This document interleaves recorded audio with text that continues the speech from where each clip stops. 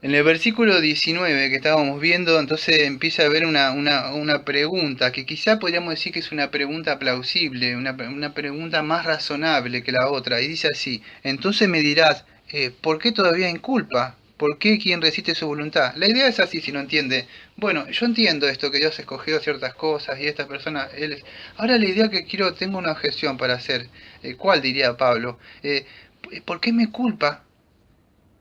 Si yo soy así pecador, no puedo buscarlo. No entiendo. O sea, bueno, a ver cómo puedo explicarlo. Pablo de alguna forma no está censurando, vamos a decir, con una persona sincera. Quiere saber. Si ustedes quieren saber sinceramente por qué hace esto, no hay problema. No hay problema, aunque las escrituras dicen de Deuteronomio 29 que las cosas secretas pertenecen al Señor. ¿eh? Más las cosas reveladas son escritas para vosotros y para vuestros hijos para siempre. Y bueno, y sigue hablando otras cosas más. Hay unas cosas que él las dejó, pero hay algunas cosas, y Pablo no censura a una persona sincera que quiera saber. Lo que está censurando una persona que se levanta y lo dice a Dios, sentate en el banquillo que yo te voy a hacer unas preguntas. ¿Quién sos vos para hacer esto? Eso es censurable. Una persona que no entiende y quiere aprender, no hay problema en ese sentido. Bueno, Pablo va a responder de cierta forma ahí, ¿no? Porque ¿cómo puede inculpar? Dice las personas que resisten. ¿Quién son las que resisten? En Romanos 1:19-23, ¿se acuerda aquellos que detienen con injusticia la verdad de Dios y se acarrean la ira de Dios? Bueno, son personas que aborrecen a Dios, no quieren saber nada de Dios.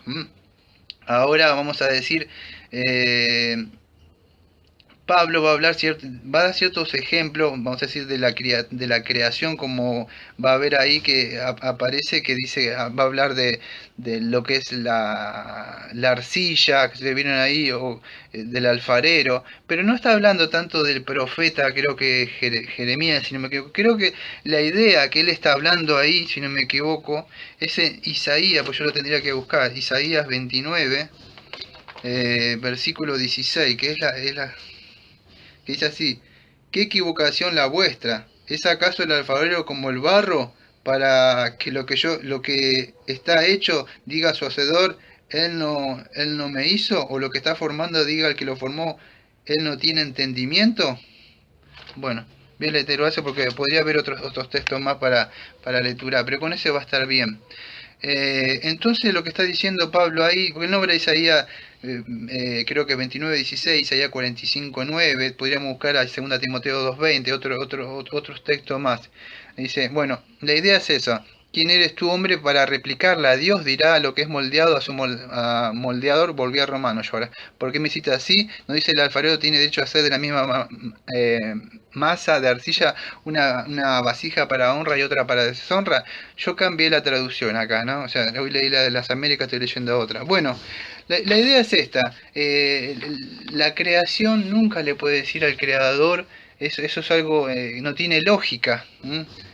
Pablo, bueno, va a mostrar eso que en verdad no tiene lógica, pero todo esto está dentro del propósito de Dios. O sea, todo eso. Él dice, ¿y qué si Dios eligiendo mostrar su ira para hacer conocer poder? Ahora voy a explicar todo esto. Soportó con gran paciencia vasija de ira preparada para la destrucción, haciendo para conocer la riqueza de su gloria prodigada de vasija de misericordia que él preparó de antemano para la gloria, aún vosotros a quien también llamó, no solo de entre los judíos, sino también de los gentiles. Bueno, va a mostrar ahí que tiene unas vasijas, si le turaron ahí, una que están preparadas para ira, para destrucción, y otras de misericordia. Y él hace lo que quiere. Me llamó la atención es que dice la palabra con paciencia. La palabra paciencia ahí es macrotumía, que hace años creo que lo habíamos visto nosotros. Entonces, esa palabra de macrotumía o paciencia, no sé si se acuerdan, cuando nosotros los vimos, fíjese que tiene esa paciencia con las dos vasijas, Señor. Creo que es en Romanos 2:4, hablándole a los judíos, dice así. O tienes en poco la riqueza de su bondad, tolerancia y paciencia, ignorando la bondad de Dios que te guía al arrepentimiento. Entonces esa paciencia, esa macrotumía que aparece ahí de esas vasijas, las vasijas venían a ser son las personas, ¿no? Dios le tiene paciencia, tranquilamente. Pero ¿qué es la paciencia, la macrotumía? Incluso con nosotros, es para que las personas vengan en arrepentimiento. Bueno, en algunas no sucede eso, no se vuelven para con Dios, se endurecen más todavía, podríamos decir. Y otras no, son guiadas al arrepentimiento, o sea, por supuesto que lo pone su mano y para que ellos vayan, ¿no? Como que dice Dios tiene en 2 de Pedro 3:9, que Dios tiene paciencia, se está esperando que todos se salven. Por supuesto, en el contexto de los que él llamó los escogidos, ¿no? Entonces es para lo suyo. La paciencia acá nos muestra de alguna forma qué es eso, esa paciencia con esos vasos. Dios los podría destruir a todos, amado. Dios no tiene que salvar a nadie. Dios no tiene que tener misericordia de nada. Dios no tiene que estar aguantando que lo acusen de quién es. Él puede tranquilamente destruir, no necesita de nada. Él se basta por sí mismo. Entonces tiene paciencia. Ahora, ¿qué es esa paciencia que muestra acá? La paciencia que aparece de ahí como macrotumía es la paciencia que él refrena el juicio, de descargar su ira contra el hombre pecador que lo aborrece, que no lo quiere, que se atreva a decirle cosas, que vive como quiere, sabiendo que Dios que le está llamando que se venga, que mandó su Hijo amado, y a pesar de eso todos los días pierde el tiempo con las cosas del mundo. Dios los podría destruir con solamente un pequeño soplo nada más. Pero Dios tiene paciencia. Y el hombre no la ve. El problema que dice la escritura de Romanos 2:4 que esa paciencia se está acarreando más ira por no glorificarle todo el tiempo. Porque ya se le anunció.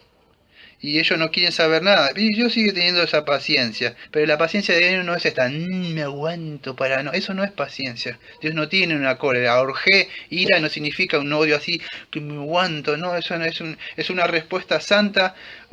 Vas a decir, la ira contra su santidad. Nada más, pero muchos se están acarriendo más y más el pecador, porque no se arrepiente, porque no va a Dios. Entonces la paciencia esa, ¿eh? Ahora también tiene paciencia, ¿por qué?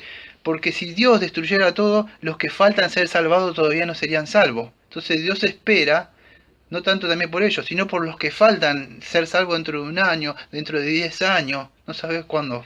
Entonces paciencia también espera, porque faltan algunos entrar.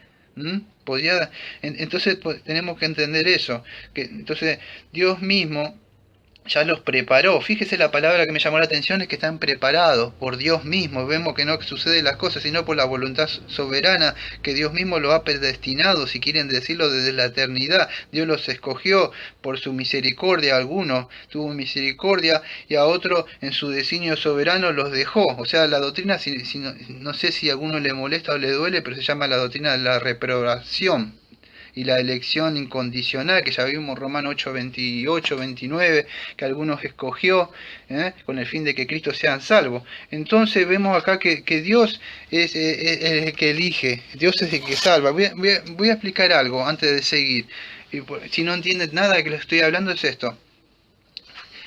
¿Cómo pueden entender esto de la soberanía de Dios en la elección y que Dios siga siendo justo y el hombre a la misma vez él no puede salvarse porque está en pecado y yo no puedo dejar de pecar, pero Dios me va a juzgar? No entiendo esto. Dios es injusto. Bueno, partamos de esta base.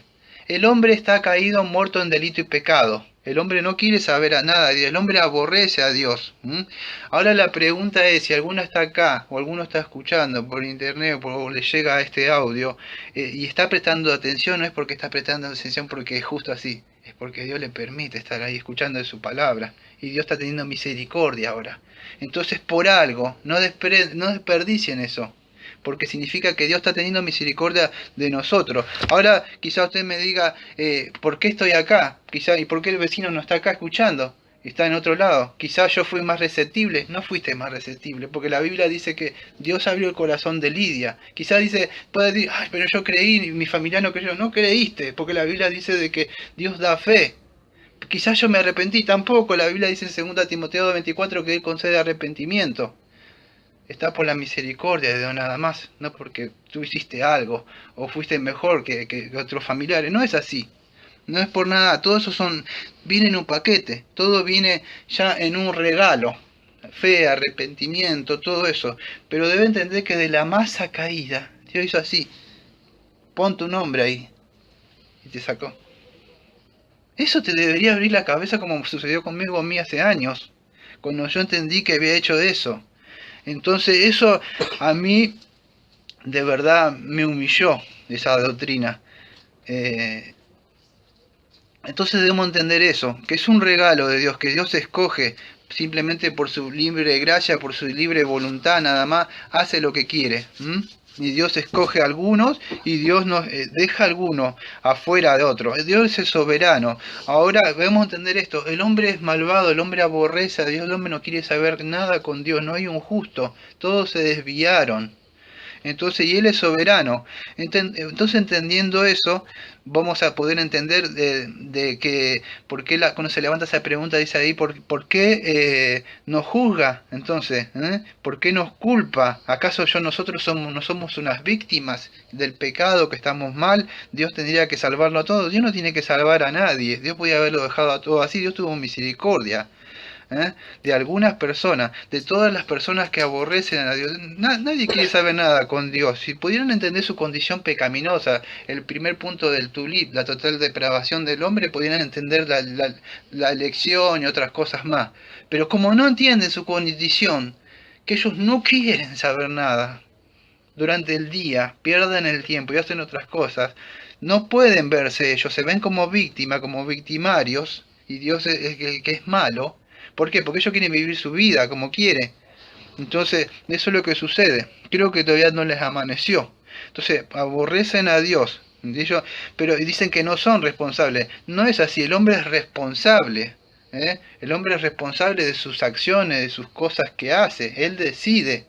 ¿eh? ¿Puedo decir, tiene el hombre libre albedrío? Claro que lo tiene. Para hacer maldades y vivir para él mismo. Pero no para buscarle a Dios. No puede, no quiere. Quiere ir en busca de otro camino. Y ahí es donde Dios interviene. Ellos no quieren saber nada con la ley de Dios. Y es que el hombre no puede buscarle.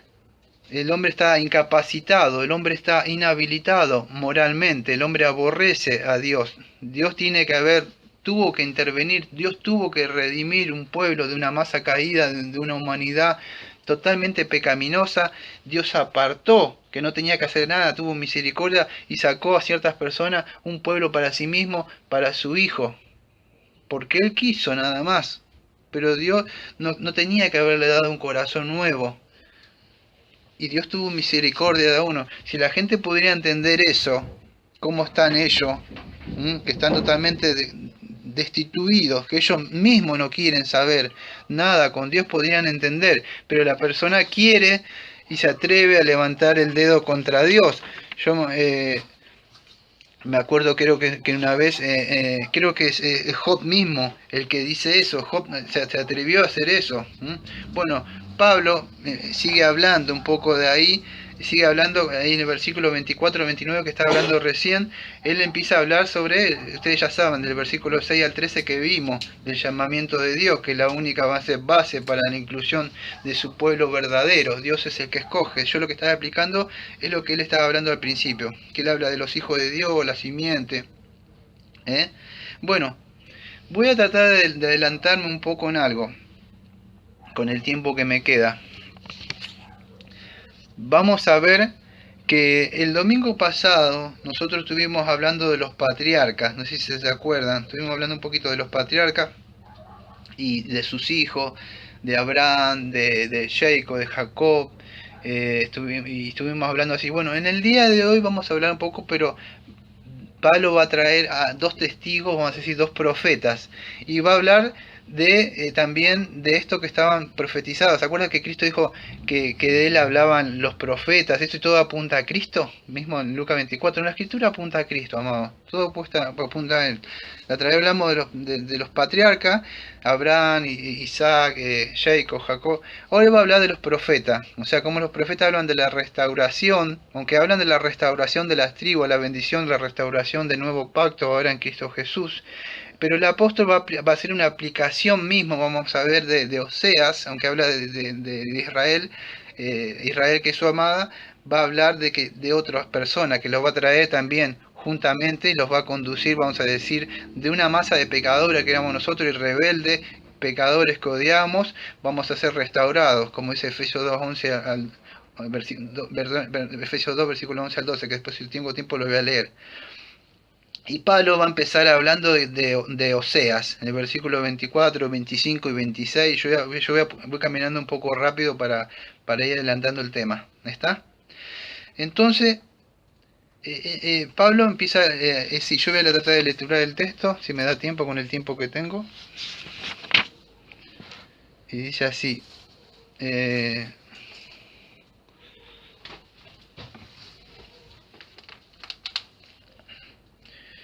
Es decir, vosotros quien también llamó no solo de los judíos, sino también de los gentiles. Como también dice, no sea, a los que no era mi pueblo llamaré pueblo mío, y a la que no era amada, amada mía. Y acontecerá que en aquel lugar donde les fue dicho, vosotros no sois mi pueblo, así serán llamados hijos del Dios viviente.